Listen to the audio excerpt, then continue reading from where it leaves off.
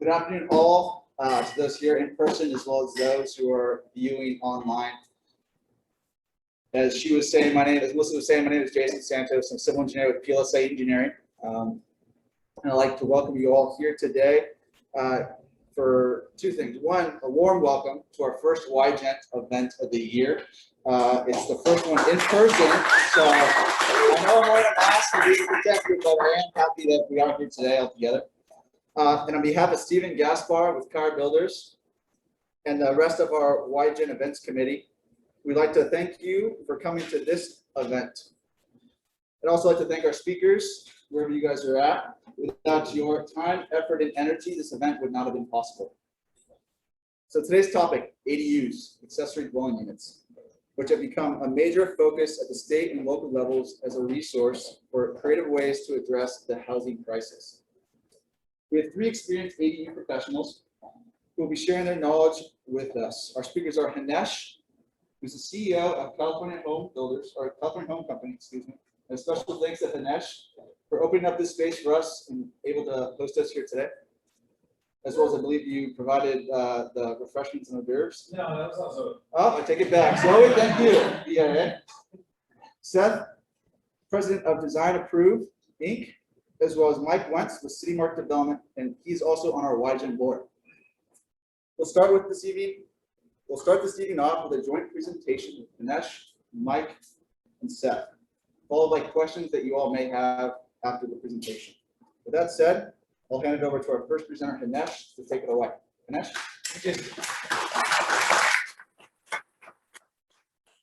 Appreciate it. Hey, thanks everyone for showing up at this event, and we're going to try to make this interesting. Special thanks to Adam over at Curia Builders, who vouched for me and said, hey, come and do this thing for us and for the BIA, and I'm happy to be here to host and share a little bit about ADUs. It's been really exciting to me. I personally have one on my property, and without going into too much specifics, it literally pays for my entire housing costs. So I live in a house with my family. I've got 3 kids, and I live in nanny, and I have an ADU behind my house, and it pays for all of my mortgage. So it's anyone here have a house, single family house? We'll put this high on your list of things to do if you don't already have an ADU. I think Adam already built one, and I don't know about Stephen. He just told me he did an expensive remodel, but if you didn't build an ADU at that time, think about it. So ADUs, let's get to it. So we're gonna go into these topics that you see here. And I like this Red Adair quote. I don't know if you guys know who Red Adair is, but it's like a old-timey person. He said, if you think it's expensive to hire a professional, wait till you hire an amateur. And we put this on our proposals that we send out to our clients, and it gets them thinking. They're like, oh, you guys are pricey to do something, but it can get expensive if you hire a rookie and you have to fix everything, and it takes you months extra, right? So Design Approved is one of our preferred partners. Love working with Seth and his company. They take care of it and they do a good job, and our clients love working with them, so that's why we like working with them. With my company, I'll admit I'm not a construction expert. I haven't passed the GC exam. I couldn't tell you how big of a header to put in on a span of this thing, but I've got guys that have a huge amount of experience that work for me, and I continue to hire some great people that work for me, and they know what they're doing. They can take blueprints and flip them up and down and put together a house and do it with a smile on their face. So I'm happy to have a great team that works with me that knows what they're doing. So that's really key. We use a lot of good systems. I had a client come in this morning saying, hey, he refers out millions of dollars of business. I get a lot of my construction business from real estate partners because I'm a real estate broker as well.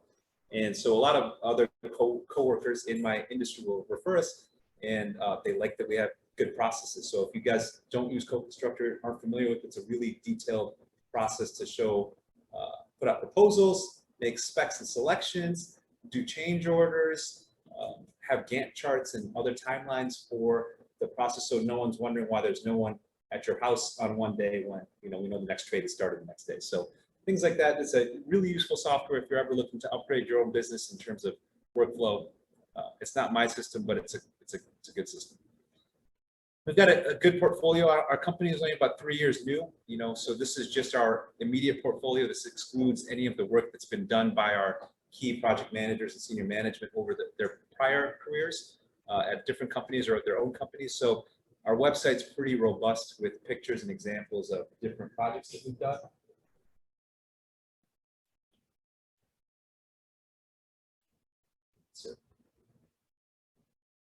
So yeah, we're just, I don't know what that slide is about.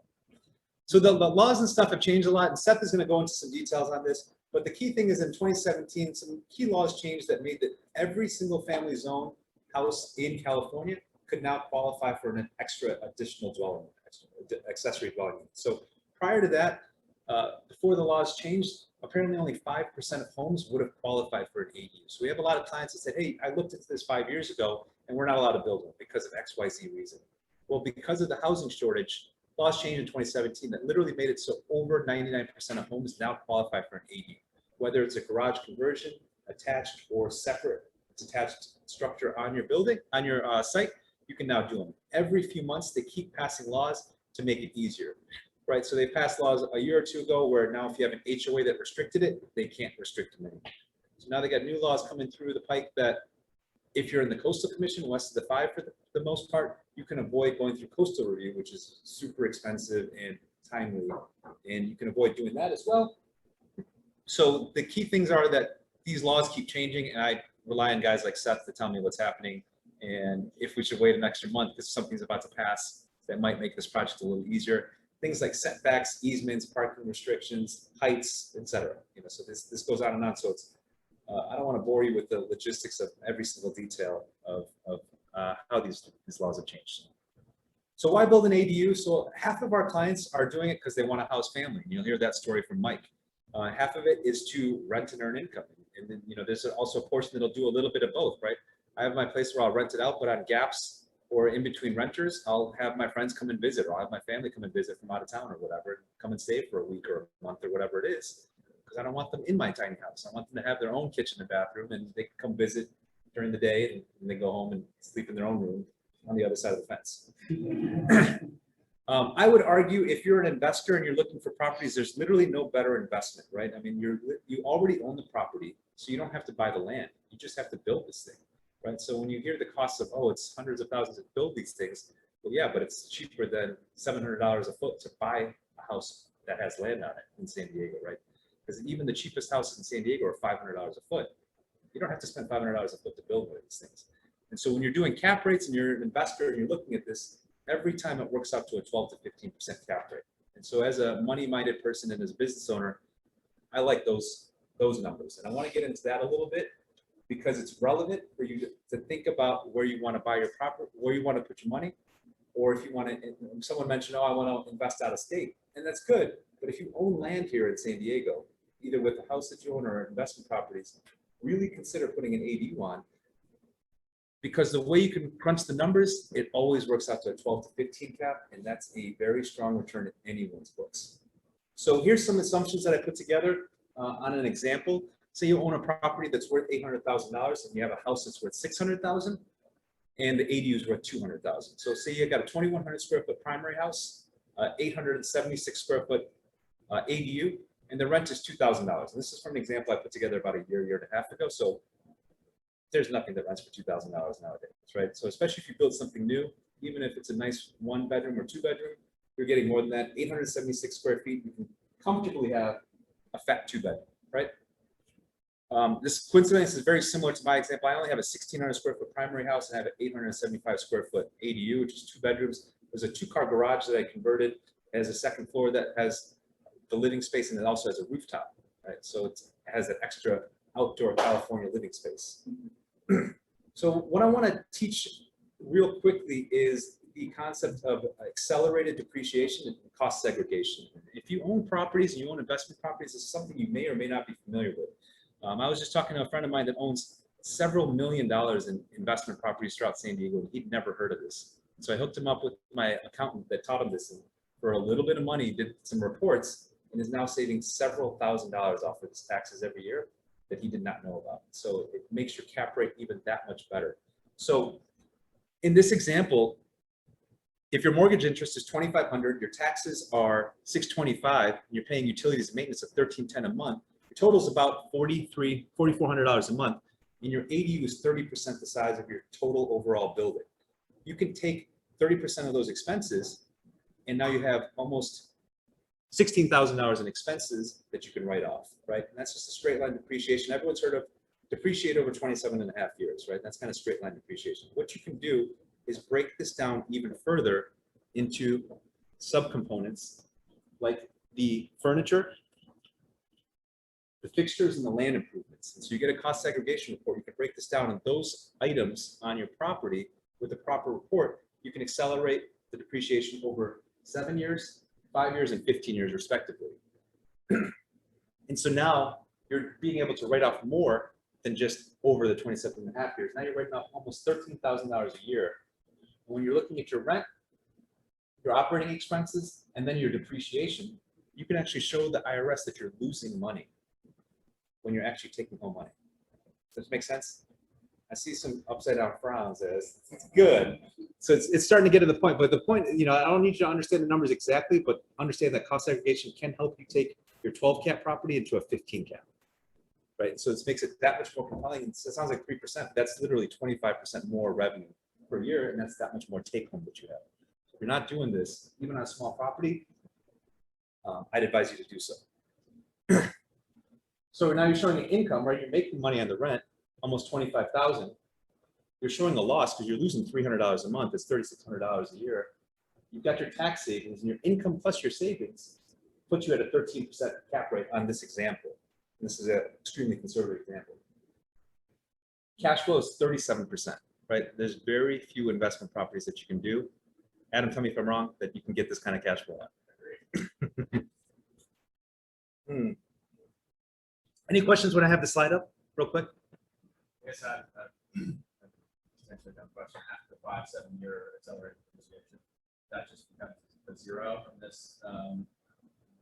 Potentially, unless you replace some furniture within 5 years, right? Every year I'm buying new things for my ADU, and I'm like, put this back in the report. I just spent 2,000 hours on the couch, right?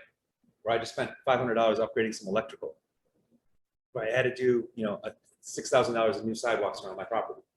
So as every time you accrue the expenses, it gets tacked into the cost segregation report. That's even when we do that for your ADU.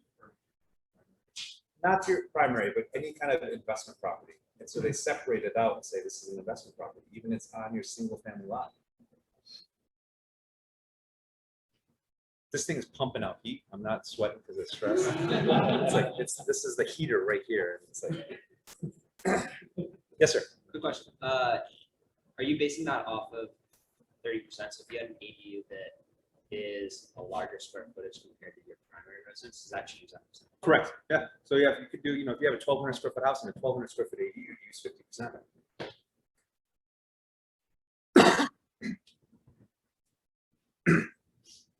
So how to pay for it? You can see you can get some options here. Some people forget about this.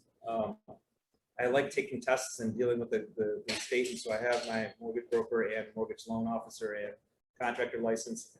One of the things that people don't think about is to borrow money from your family or your rich uncle, put it on a lien on your property. Say, hey, I'll pay you 4% or 6% or 8% or whatever you want. Help me with this money so you can build this thing, because you build it, rent it out, maybe a year or two later, you refinance it, pay them off, everyone's happy. Right? It's a lien against your property. You're not asking for a free handout.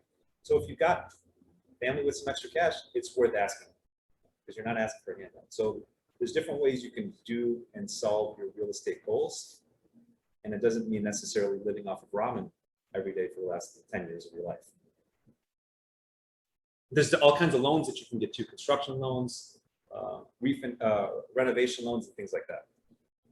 How am I doing on time? I'm racing through it pretty good. Good. Okay, so I was going to go through 4 examples of ADUs that we built in terms of time, cost, and what they kind of look like. So first one we'll do is a 780 square foot above garage. You can see some of the examples of the pictures there. So plans, $17,000. Permits were $6,000. It took 2 months for the plans, 3 months for the permits. This was about 1.5 years ago when things were moving a little smoother.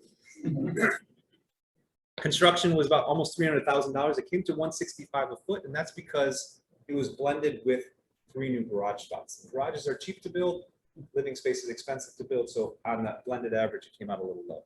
Came out great. Still over in University Heights, as expected, they had like 30 applicants within the first hour as soon as they had it available for rent. Garage conversion, this is a slightly oversized garage, it was 490 square feet. Plans and permits, 7,500 for the plans. Permits for 4,000 for just the garage conversion.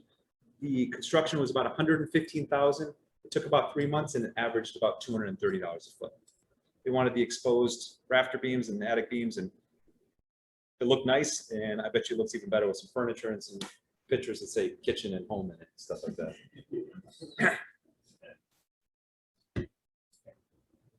699 square foot detached. This was in the backyard, I think in Vista. Plans, $10,000, 2 months on average is usually what the plans take.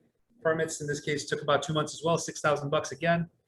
Construction, $200,000. It came to about 265 square foot and it took us about 4 months. So the smaller the property, the higher the cost per square foot. So it's like, how much does it cost per square foot? Well, if you're building 300 square foot, it's gonna be high because kitchens, foundations, HVAC systems, roofing, all cost the same amount of money. But if you're building 1,200 square feet or garages, those are cheap because there's nothing in them, right? And then finally, 1,000 square foot detached. This is over by SDSU. Plans were about 15,000 in 2 months. Permits were 6,500 in 2 months.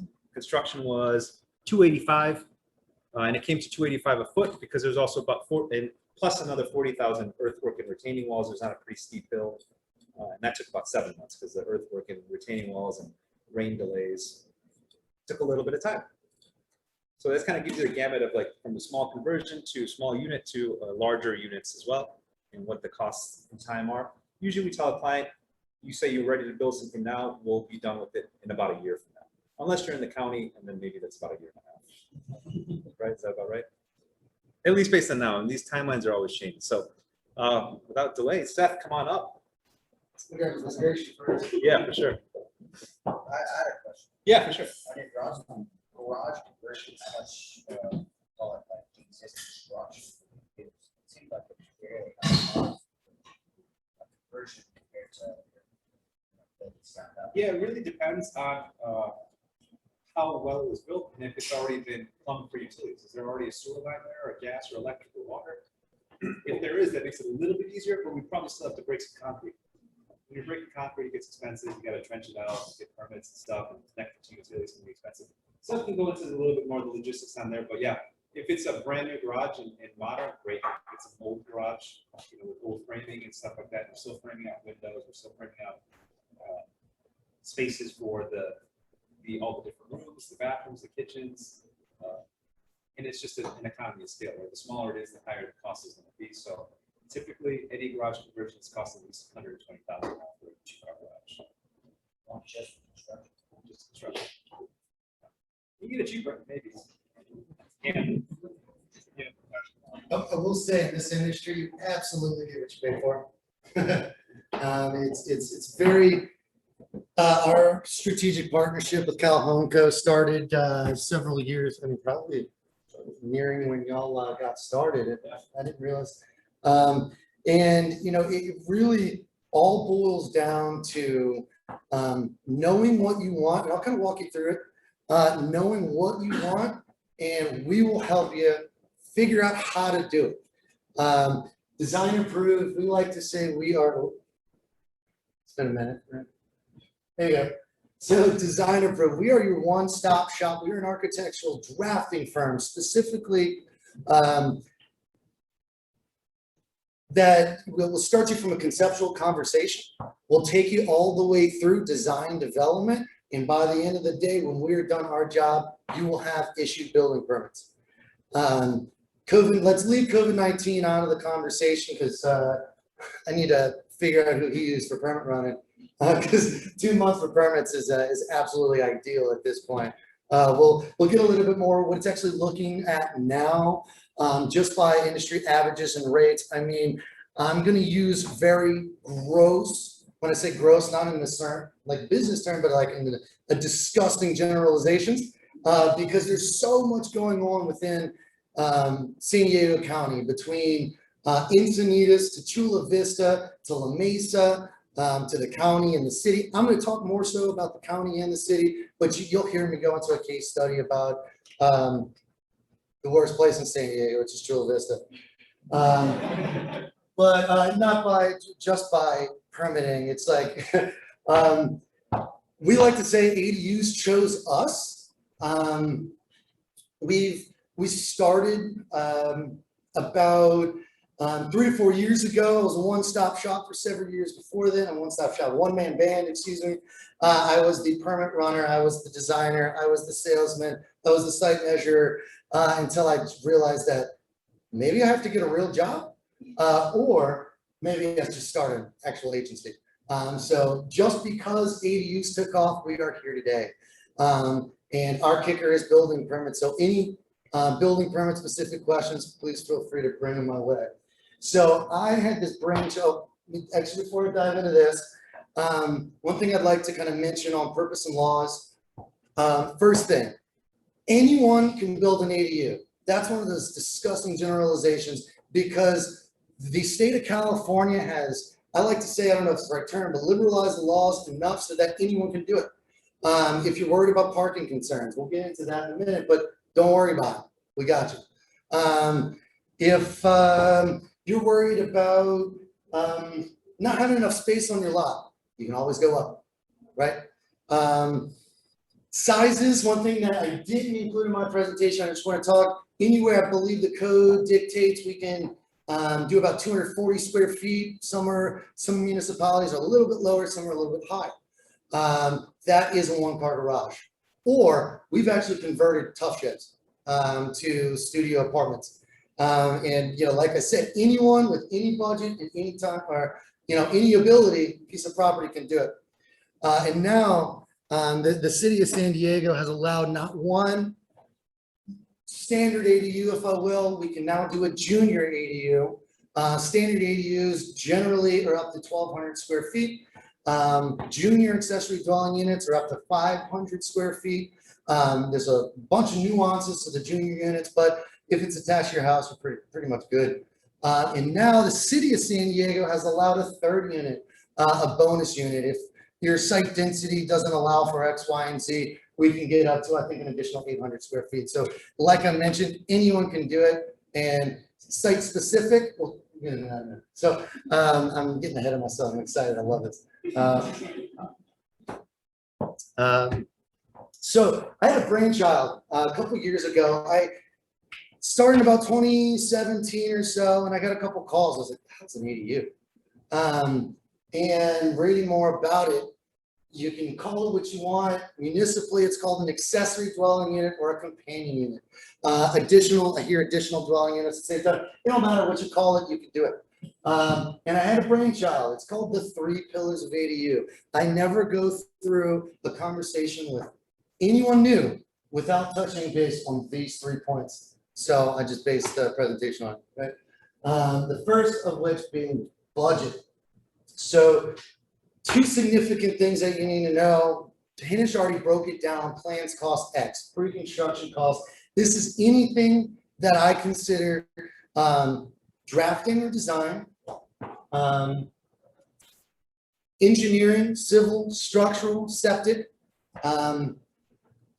Third of which would be planning and permits, right? So as far as the cost of that, we'll get into that in a few moments, but it generally should stick plus or minus right around 10 grand. So for your portfolio financials, that's kind of what I'll plug in, 15 to be safe, right? And then construction budget. This is where the California Home Code Construction and Designer Group really does work closely. Hinish does have an amazing team over here to help us figure out what and why we're doing it. We already speculate why we know we're doing it because we went to school, right? And we built, over 100 ADUs, but at the end of the day, it's why. From a value engineering perspective, it's like a blanket term that no one really knows what it means unless you apply it to make sense. Value engineering. Put your kitchen as closest to your bathroom as possible. You will save on plumbing costs. Very simple.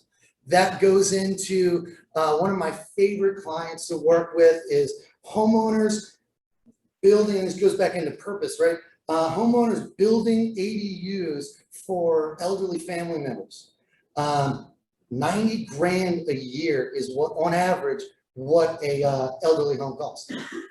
2 years, you've paid it off if I did the math right, right? So in value engineering that goes in to say, we're not going to build an ADA bathroom from a 7-Eleven. but all the concepts are there, but we beautify it, right? So there's so many ways to value engineering, and it basically costs the same amount. You just put an extra grab bar, which, you know, you can source from a nice place, and it actually comes out to be a little bit more aesthetically pleasing. So budget. Construction budget, we generalize anywhere from $230, depending on the municipality, anywhere from $230 to $275 a square foot. That does equate for the rising cost of lumber. We found that to be kind of decreasing, but who knows? There's been a lot of firsts in the last year or two with this world. So second is intent. What's it for? Second favorite client is those who have, you know, empty nesters. They're like, I don't need to be living in 2,800 square feet anymore. So they build an 800 square foot ADU with a guest room for the, you know, for the family. But they have all the amenities they need. And the most common thing I get back from the wives is, I'm so glad I don't have to clean so much.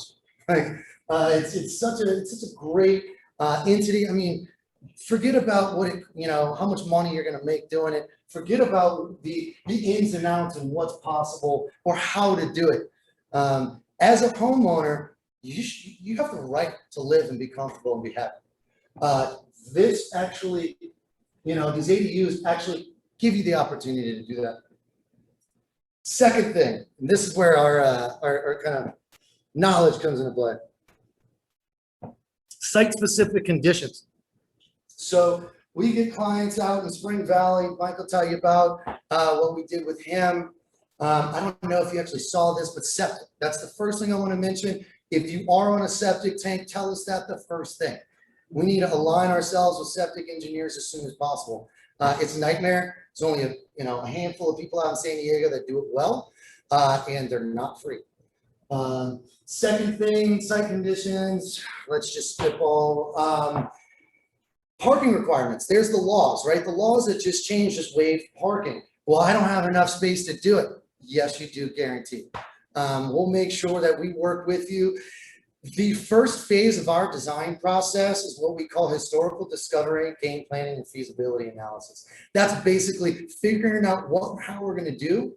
We're going to provide you with the information so you can make informed decisions about how you want to do it. Guarantee there's more than one way to skin a cat.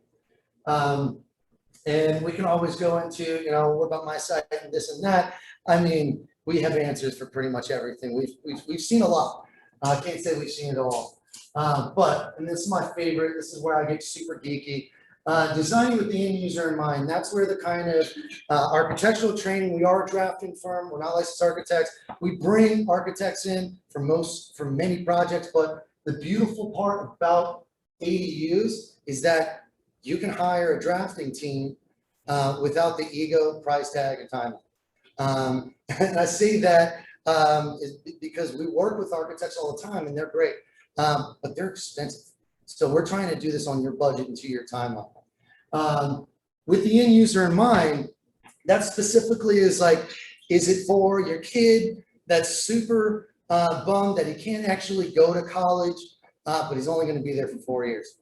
So we're going to design this structure, not only, we'll get into the second piece of this, but we're going to design this structure not only for your kid, but for what's going to be used after, you know, whether it's elderly family, whether it's going to be the homeowner, owner occupied is what we call it. Some other things is, I can't legally say the term Airbnb. There's no such thing as a short-term rental when it comes to ADUs. But when mama don't know, don't hurt, right? And to quote Bobby Boucher. And that's the end user. It's all about you, and we're going to make it about you all the way through. There are some things that we will unite as a team with a common enemy, and that's the permit department. We'll talk about that. Longevity. So what I included here on either side are two specific examples where we actually specifically changed the design, because I was like, well, what about when your kid moves out? Or what about when y'all get sick of living there and y'all want to move to the islands? What are you going to do with it? Nobody wants to live in, you know, the super custom, super unique spot that, you're gonna spend an extra $300, exaggeration, extra $300 for the radiant heating in the floor, you really need it. So on the right is a 1-bedroom with a dedicated den, kind of open, everything we do is open concept, just like the new way of the road. And then on the left is a Joshua Tree project that we're still struggling through because of the Joshua trees themselves. But it was a super awesome. We wanted to separate the bedrooms as far as possible. So what do? We actually slam the common space, living space in the exact center. Longevity, right? We need to look beyond its immediate use. What happens when a kid moves out? Kind of touch base on that. And my favorite to talk about for investors is planned obsolescence. Is when you buy your iPhone, it's going to be a brand new one that comes out next year. Well, what happens in 3 years when you're like, well, my tenant moved out and they absolutely destroyed everything. So what happens there is just don't spend $75 per square foot in countertops. Expect to, these beautiful waterfall countertops work, but if it's for a rental, don't do that. Because somebody's dog, somebody's, grandma, whatever is going to pull on it, fall on it, and it's going to break. Appliances is another place you can save a lot of money as a rental. So anyway, planned obsolescence is a really straightforward concept that you really should look into and actually kind of start to understand. Third thing is master planning. So we have a property. It's about, the most popular one we get. We're like on a quarter acre. We have no space to do anything. So but we also don't have the budget to build a whole second story. So what we're going to do is there's a little hillside in your back. We'll bring the civil engineer on when we need them to cut out the earth, but we want to plan every single different piece of the design, assuming in 5 years when you can't afford it, that you are going to be able to build your detached ADU. You don't want to kind of plan yourself out so that you inevitably can't do a junior ADU because you attached it, or it's too big or it's too small. And then from a master planning perspective, you don't want to put a sidewalk or a driveway through where the ADU is going to be. It just doesn't make sense because now you're ripping up 25 grand worth of concrete. Inevitably, you're going to have to report in a different place and, walkway. So that's master planning. We keep it 30,000 feet. We identify project parameters. We identify client-specific needs, and then we provide you with several options of how we would skin the cat. And that being said, I'm sure Mike can talk a little bit about more the case study, what we brought him through in a minute here. So budget, intent, and longevity. I'm going to share that with you guys. And that's something that, whether it's an ADU, we talk to our commercial clients about it. We talk to everything. It really is a great design philosophy that I challenge you to poke holes in it because I'd love to know. I try to do it every day. Next thing is the inevitable elephant in the room, right? This is going to be somewhere where you'll hear my agony in specializing in building permits as a business owner, because it always comes down to just a few pieces, and it's never fun. It's a waiting game. When it comes to building permits, we can't control. We can try, we can call, we can fight, we can scream. Nothing works other than allowing it to happen. Buy your permit reviewer some dinner, a bottle of wine, or a beer, because they are going to be your best friend. That being said, we're seeing an average about three to 4 months at this point coming out of COVID. We have projects going on 8, 12, 14, as many as 20 months right now because we didn't bring the septic engineer on when we needed to, or many times it is our fault. And it's learning experiences that we're really growing from. But at the same time, there's things that we can avoid. Like, taking in consideration that, we can't build a 1,500 square foot ADU unless we're in Poway. But that's all I want it done. Sir, with all due respect, this is the way we got to do it. We get pushback all the time. and it makes timelines take longer. The only time I've ever spoiled a relationship with anyone professionally is because of that word. It's because we haven't created realistic expectations, or the client just decides it's our fault that permits are taken too long, for whatever reason. So the way a permit works, plans are ready, you give us the green light, we bring in our engineers, civil, structural, septic, whoever we got to, and then we get ready for a building permit submission. We align everything, we read everybody's drawings, make sure they're all aligned. And then we go to the county of San Diego, knock on a locked door, and give them a set of plans. And once it changes hands, it's at the mercy of the reviewer. We've heard stories where, we firsthand, had drawings that made it across the door, but never made it across the door. We've heard stories of plans that went into the city and were magically found, and then we've got permits. It's such a crapshoot, and I don't want you to, really don't want you to dig yourself in a hole. So 2 to 6 weeks for submission cycle is pretty typical. There are 3 of them. And if it takes any longer than 3 cycle, it's either a commercial project or it's our fault. And I love this term, pre-approved. We've launched a whole kind of side hustle, if you will, called Apex ADU, where we resell our completed ADUs because we've already got permits for it. Wrong. There's no such thing as a pre-approved ADU. There's such thing as a pre-designed ADU. A pre-designed ADU is something that's gotten permits somewhere.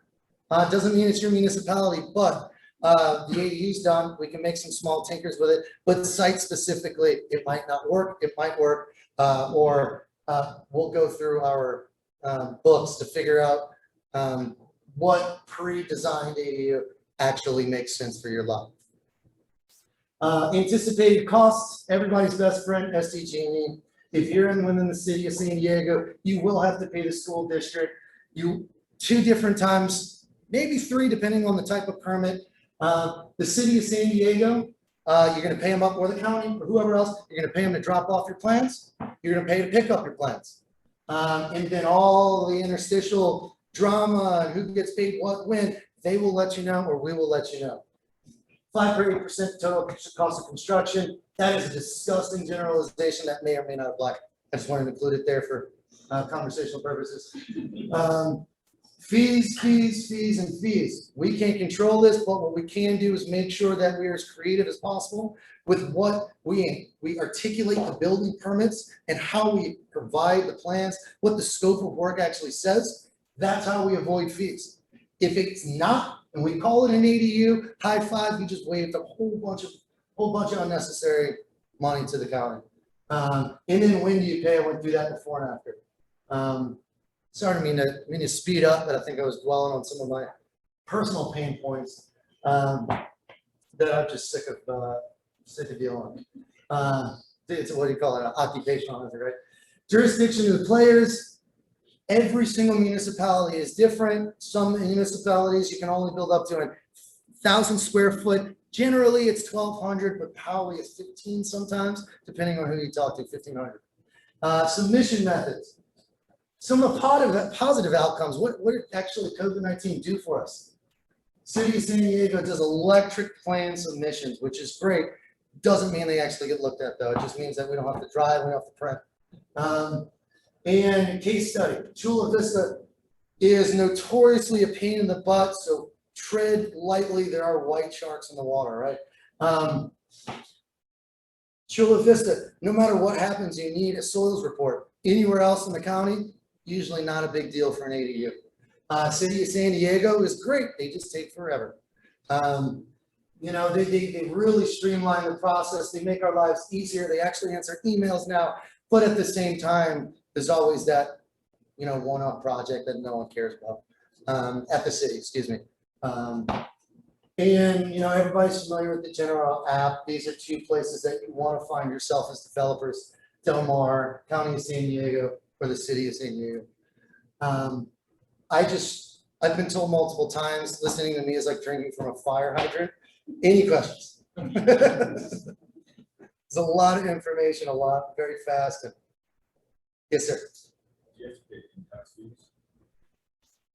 That's a very good question because the term impact fees is, in my opinion, a very pejorative term, if I'm using pejorative correctly. Impact fees are pretty much waived for anything below 1,200 square feet. But there are still building permit fees to pay them to pay their people. If I can answer, be as succinct as possible. Yeah, that saves like $7,000 to $11,000 per project. It's like a cap. So what happened a year or two ago is that they ran out of the city upped it. So there's a certain amount of funds that are allocated for it. Once those run out again, you might have to pay it again. So the city said, okay, it's budget for.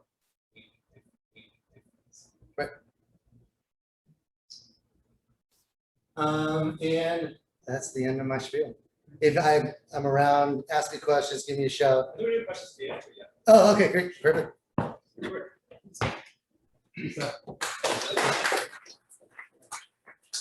So, hey, what's up? I'm Mike. I work for City Mark Development. It is not lost on me. I drink, more than one beer an hour. So this is a drink and think. If you feel the need to get up and charge your glass or get a fresh beer, I will not be offended in the slightest if you do so right now or use the restroom. Go on and get it.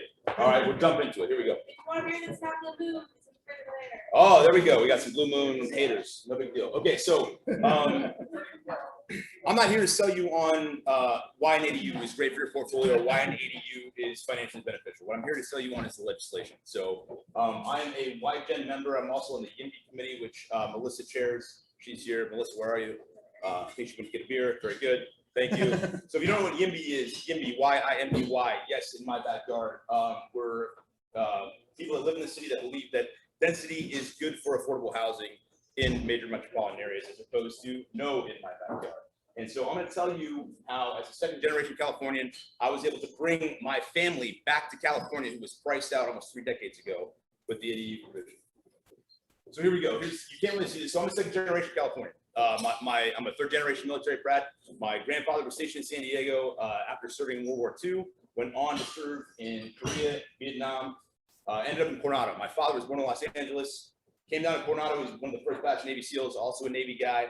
Where he met my mother, had me. And when I tell people I grew up in Coronado, I kind of get that like, oh, you grew up in Coronado. Absolutely not what you think. So I grew up in a 2-bed, 1-bath apartment with my 2 older brothers and both of my parents. It was absolutely tight, not what you think, and not ideal. So in 1997, our rent was doubled overnight. My father was living on a fixed income. He had a very modest enlisted military pension, and he started his own business. So when our rent was doubled, and I know some of you may be thinking, hey, there's rent control laws that were in place, legislation been passed in 1995. 2 things about rent control. One, this is absolutely, I'm not advocating for rent control. I think opposing rent control for economists is similar to dentists endorsing toothpastes. 9 out of 10 economists agree rent control is bad for major metropolitan areas. That is talk for another time. Talk to me about it after. But if you want to kind of use those provisions, 1, you have to know they exist. 2, more times than not, particularly in 1997, you had to hire legal counsel to come and defend your rights, right? I certainly didn't know about it when I was a child. My parents didn't know about it either. All he knew was, hey, I can't afford to live in California any longer.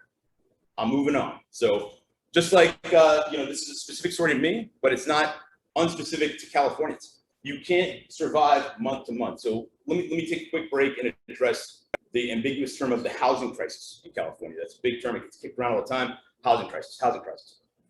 By all accounts, I can see there are 3 fronts to the housing crisis. 1 is the unhoused, which is the homeless population, right? California owns 25% of the homeless population in all of the United States. It's an atrocious number. I wish I had a good answer to fix that problem. I don't. I do think pro-legislation that increases density in populated areas is an answer. I don't think it's the answer. The second front of the housing crisis in California is the barrier to get affordable housing, rental housing. It's crazy. I mean, even if you do developments, again, I'm very pro-development. You see some of the rents they're asking, like, there's no way this development's gonna get this rent. And then they get it and they sell it out so incredibly quickly. I don't know how they do it, but it is an increasing barrier to entry. And then lastly is the American dream of owning a home in San Diego, particularly in California too, the high barrier to entry of the home prices. So you have 3 fronts. So we were on the second front, couldn't afford rental housing in California. We weren't on that first front, that homeless population yet, but it was coming. So just like so many Californians, you can't afford a deviation from your regular month to month. And somehow On the mean streets of Coronado, California, my brother found himself in some legal trouble. My dad had to liquidate everything he'd built in his own business to get him some legal counsel. And now not only could we not afford to move across the country where we're headed, we had to piecemeal it. So we could only fill our moving truck up month by month to inch our way across the country to move to the Mid-Ohio Valley. If you don't know where the Mid-Ohio Valley is, it is on the foothills of the Appalachian Mountains. So if you've ever seen Wrong Turn, all those horror movies, that takes place in Appalachia. All right, that's where that is. It's not too far off. Okay, so we finally got our stuff together after 2 years of living in the foothills of Appalachia. My parents invested in the very dynamic market of Southeast Ohio. And after 15 years and a 15-year mortgage, they bought that house for $49,000, sold it 15 years later for a $5,000 profit. Ooh-yah, how's that? All right, that's fantastic. Okay, so in that time I'd gone on, I joined the Navy and I'd been stationed in San Diego. They wanted to get out and they wanted to get close to me and our family. They invested 15 years. Hey, we have our house paid off. We cashed it in. Still couldn't afford to live in California after having their house completely paid off. So they invested in Reno, a little more dynamic market. Spent 10 years in the market there. They doubled their money. They bought that house for $89,000, sold it for a little around $300,000, and then they still could not afford to buy in California. Right? So here we go. Roughly 23 years out of state, invested in the national real estate market, still couldn't afford to buy. So what happened was, I sat down with my wife and I said, hey, I think there's this fantastic legislation. I think we should take advantage of some of these pro-development laws. And I think with the money that my parents could make from the sale of our house, we can bring my family back to California after being displaced for almost 3 decades. And that's exactly what happened. We went $200,000 in the bank after the sale of their home with my dad's fixed income that really hasn't changed too much since 1997. They still couldn't afford to come back and compete to buy a detached house close to my wife and I after almost 3 decades. And the ADU provision allowed us to do that. So what I'm saying is, and why I'm speaking to you today, is as an advocate of the Yes in My Backyard, one of the biggest oppositions or the hurdles to passing more permissive legislation is that, hey, the ADU provisions only benefit the rich. Because I'm not here to sell you one. You heard from all these industry professionals about why it's great. You hear this great cap rate, and the resale value. There's nobody in this room, I don't think, that would dispute it is financially beneficial, right? But what I'm saying is it is helping to provide affordable housing for people that have been displaced. And when you see it on the ballot, I ask you to vote density. I ask you to vote yes. And I am a prime example of somebody that's brought my family back, that's been displaced as Native Californians after 3 decades. And that's my spiel, okay? So now I'm gonna talk you through, I'm just gonna kind of show you what we did. I had no idea that Seth was gonna be on the board today, but Seth actually designed our ADU and what we did. So I'm gonna walk you through the design. Here we go. So this is the property my wife and I bought. It's in Spring Valley. If you'd have told me 5 years ago, I'm from San Diego, that I'd be living in Spring Valley. I moved from downtown, I would have said you're crazy. It's not that bad. Certain pockets. All right, so this is kind of an outline, right? So like Seth touched on, it doesn't matter, but we wanted a piece of property that was going to be big enough for us to have some separation from our parents. So there's a kind of the aerial view, and then you're going to see the footprint of the ADU where we're putting my parents' house. There it is again. So we took full advantage. I knew, by the way, for those of you who don't know, I'm a sliding real estate agent. So is my partner back there. So I knew that every square foot that we could add to this ADU, and we tried to squeeze as many beds and baths in as we could, would be beneficial from a resale standpoint. So we absolutely squashed everything that we could. I kind of had a napkin drawing that I presented to Seth, and Seth created with my terrible napkin these designs. Can't see much there, but I'll show you. Now we're going to move on to the renderings. So 1,200 square foot, 3-bed, 2-bath. That my parents would never, ever, ever be able to afford if they were buying it on their own. But through this fantastic legislation, they're going to get this brand new, beautiful custom ADU. There's the front aspect of it. That's all I have. Hey, when you see pro-density legislation, I just ask you to think about the story and how pro-density and ADUs are bringing families back together. Thank you very much.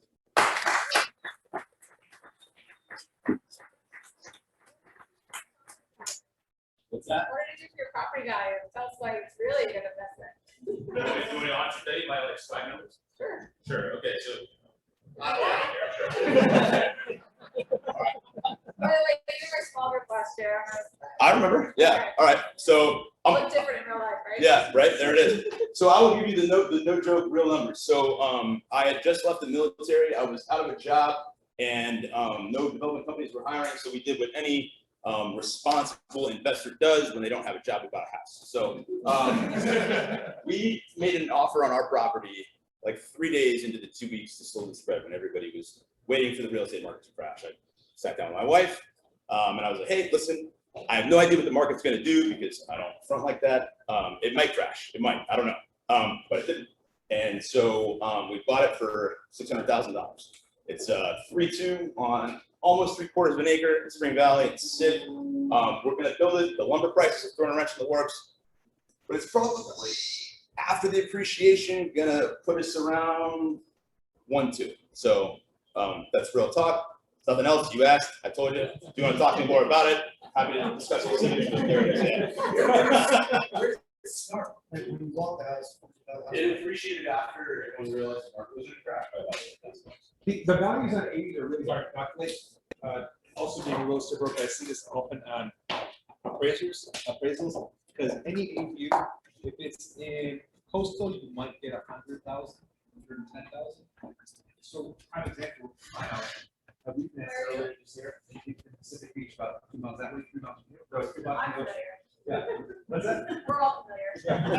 So my house is like 3 miles from the ocean, and they, it would cost about 300,000 to build my ADU, that's 875 square feet.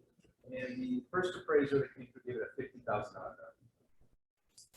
And I was going to pay for another person. The second appraiser gave it $110,000, which was helpful, but still not anywhere near. But it's worth because even when I rent it out long term, I get $45,000. There's no investment you can get for $100,000 that gives you $4,500 money. So there's a real disconnect between appraisal valuation and the actual cost, let alone what someone would actually would pay for it. I would bet that someone would be willing to pay $600,000 more for that EDU in that location. And in most places, at least construction costs for the EDU, even if an appraiser disagrees. The problem is there's not a lot of comps that have appraisal have EDUs that are sold. So I've done this analysis in Santee for a property because we had a client building one there, and they're like, oh, they're saying that this 800 square foot EDU is only worth $50,000, and I found a comp that had sold. All the comps at that time were $550, and this one with the EDU sold for $750. Like, since it's worth $200, then it's still fine. But we need 3 comps that have. So there's this factor in appraisals and bank valuation versus the real world, which Mike can tell you is someone will pay significantly more than construction value for an EDU. But a property maybe not the same as dollar price per square foot in that market, but at least for the construction costs. But very few people are selling their houses with ADU because the cash flows so nicely. In fact, I had to convince one of my best friends, he was about to spend $700,000 to buy a house, and said I convinced him to spend $950,000 to buy a house that had ADU and ADU. No, his total housing cost is less than $1,000. Well, as a single man, to buy this $900,000 house, 100% financing. So factor that in, it works out a lot better. If I can speak to that real quick also, so you talked about it covering your housing costs. So my wife is 21 weeks pregnant, so it was not an accident that we put my parents in the backyard. With the crazy increase in childcare in California, it's like $2,500 a month. That's a mortgage. That's my mortgage on my investment property downtown. So if it doesn't cover your housing costs, you get a little creative with it. I mean, it opens the world up to you. So again, I'm in the heart of darkness right now. I'm doing it myself. I can tell you everything I did correctly, everything I didn't do correctly. So yeah, again, ask me about it. I'm happy to share. So the long story short, the valuation is convoluted right now until more people sell their houses with ADUs. But even that one comp I found was like the person passed away and had to sell.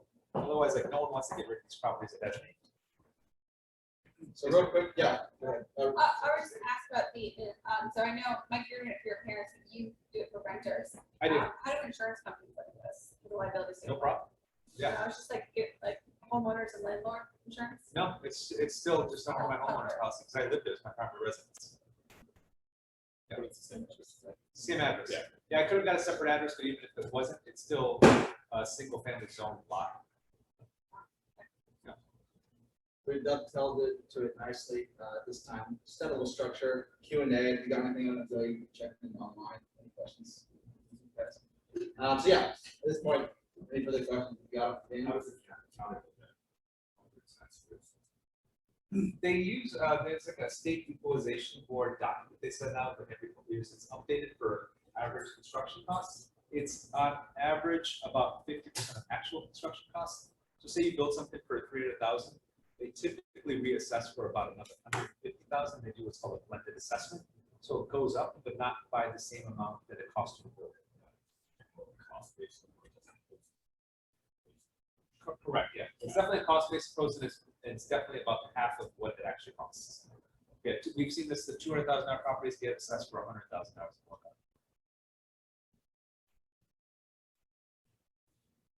I got a question. You guys mentioned junior ADUs, and ADUs, can you describe the differences? Junior ADU, there's a bunch of nuances depending on where you are. An accessory dwelling unit is a detached, attached, or I think from within is what we call it, dedicated with 4 walls so that you cannot enter the main property. A junior ADU, depending on where you are, does still have to have internal communication, architecturally speaking, a door to the inside. We always like to call it like a hotel suite with double locked doors. Up to 500 square feet, typically attached, usually a garage, because it's dirt cheap to convert a garage. Dirt cheap, I don't mean to downplay. And then the bonus ADUs are, it's kind of a new kicker that came out just a few months ago, where we can do up to 800 square feet, even if your zone doesn't allow. So guaranteed you can do at least a duplex on your single family properties. So, a prime example on that, I'll share it with you. Right now, my parents have a house over by SKSU, Oak Park, just 1,000 square foot modest house, but they're almost retired. And so, on a 400 square foot footprint, we're doing a 400 square foot junior ADU on a ground floor detached, with a 550 square foot full ADU above it. They both have kitchens, they both have bathrooms, they both have their own laundry facility, and they'll both be able to be rented separately. So I'm building 2 units on a 400 square foot pad on my parents' house. It's gonna have a rooftop where I'm shared access because they have views from their house, and I can only imagine 24 feet up, it'll even be better. So you can do a junior ADU attached to your ADU as well. Dennis, one of your slides showed the 4 like different, a couple different construction methods. Yeah. One of them was 3D printing. Is that taking off or becoming more? You know, I've seen stories anecdotally in upstate New York where people are like, the guy's got like a lot, you know, and if it's like flat lot, and it's easy, and they bring the machines out and they throw it on some tracks and they extrude out and they make the walls and the foundation. It seems to be working. I haven't seen anyone do it around. I was rolling through Del Mar one day, and I actually like went to, you know where Flower Child is next to the Whole Foods. So in that parking lot, there was an ADU just sitting there. I was like, well, you know, occupational hazard, gotta stop. So I walked in, and it ended up being almost twice of what the Cal Home Code construction project would cost. So I think the technology and the efficiency isn't there yet. But definitely it's coming fast. It varies. In upstate New York, I heard that they're actually building for about half the cost of construction up in upstate New York. But it's also the same question that kind of goes along with, what about container homes? Container homes are about $500 a foot to build. Because you can buy a container for $1,000, but then turning a container into something you could live in takes a lot of work. We looked at that first. Didn't pass it. Yeah, so it seems, you know, the TV shows really dramatize this because they'll like donate material and laborers, and they'll be like, it was only $30,000. Someone donated $300,000. Don, question? Yeah, you touched on coastal commission or historical zones, historical areas. Are there any other considerations that you should think about when you're building in those hyper areas? Steep hillsides. Steep hillsides always involves, and I don't mean to hate, civil engineers are a huge additional expense. Steep hillsides, and I'm making all the civil engineers love me. But it's a huge additional expense, which makes a lot of sense to do if that's the only thing that your site parameters will allow. Coastal Commission, we're looking at some new laws passing the next couple months. Historical, Unless you're in Kensington, you should be good to go. That's the only time I've ever had a big issue. Am I missing something? No, for the most part, that's basically Easements. right. There's height restrictions in coastal too with property, so you can't typically build an ADU over 24 feet high. Even though the height limit is 30, ADUs are limited to 24. But that means you can throw a rooftop on it. That's outdoor living space. Everybody's favorite company, SDG&E, they have easements all over the place. And you might live, in Spring Valley, or might live in South Park, and there could be an easement going right through your property. That's a huge red flag. We can work around it, but it is gonna add a fortune to the mess, for sure. Adam, you have a question? Yeah, this might be for Seth. You guys have owner occupancy requirements. Owner occupancy, absolutely. So junior ADUs are, and this is like that disgusting generalization I'm making, but junior ADUs are and are not allowed if you're living there. If you decide to rent it out, that's the whole kind of mom don't know, don't hurt conversation. But if you want a detached ADU or an attached garage conversion only, you should be good to go. If you'd like to do a junior ADU, you're gonna have some issues. And that's kind of general rule of thumb. Junior is where you get that kind of red flag. So we got time for one more question since I have the stage. Mark, I'm sorry. I'm gonna ask it. It's the mic. There's a lot of young professionals here, guys who are young investors, super intrigued about getting into this value of property. What steps, what's the action for them to do if they want to start thinking about it more and implement it themselves? Yeah, so you know what, I was kind of shocked, serving on the committee as like a young guy, I was just not a realtor. How many people didn't know in their own home?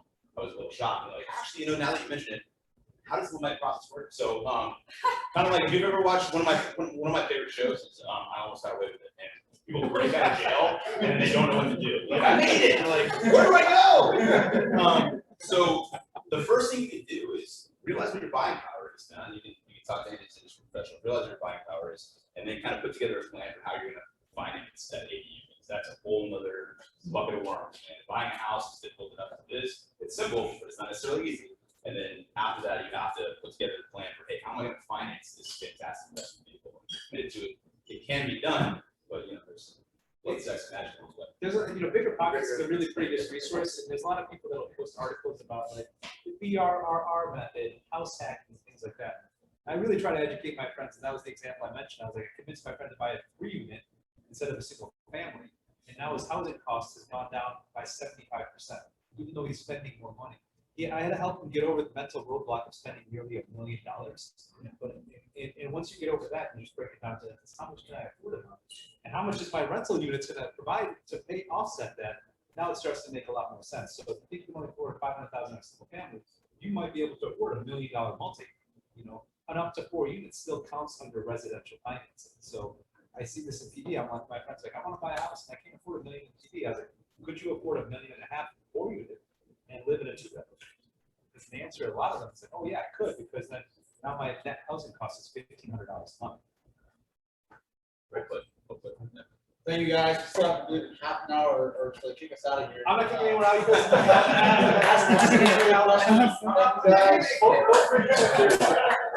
Thank you for watching and appreciate it.